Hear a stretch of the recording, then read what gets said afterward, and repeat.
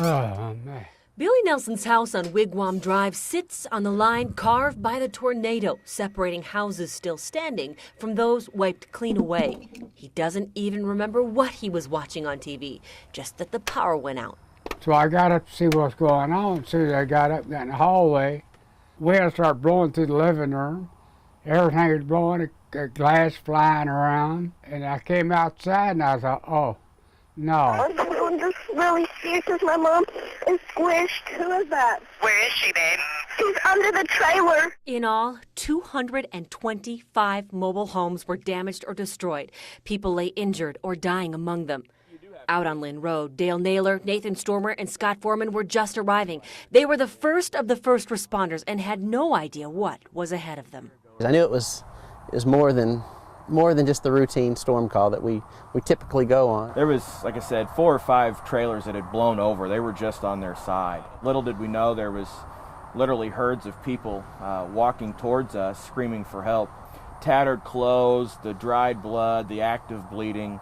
You felt like you were transplanted right into the scene of a movie. Like The Walking Dead. Yeah. Coming out of the trailers. I mean, and it just never ended. You know, they just kept coming. The first responders called for backup. An arriving firefighter went to check on his sister, who lived in the southern end of the park.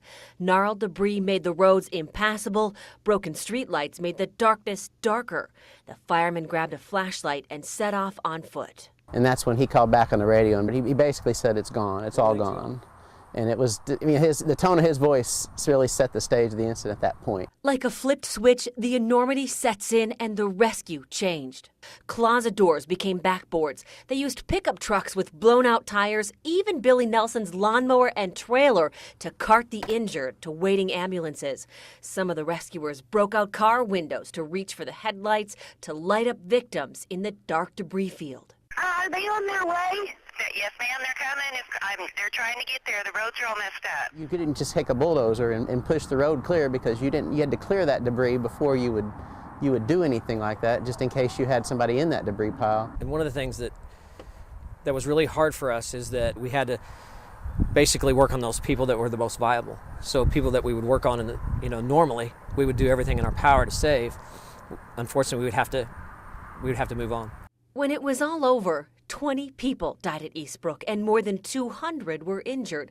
10 years later, these 3 tell me they still get those feelings in their guts they can't explain when they drive by this place. And through counseling, they've made peace with what they saw. As for Billy, he's making peace too, planting trees to bring new life. And it just so happens those trees will eventually block his view of the now empty lots, and in time, perhaps block the pain too. I don't know what to say about it except it was a tragedy. I miss the people.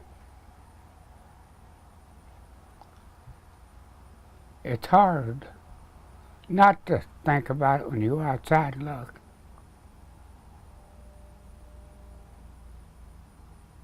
But life goes on.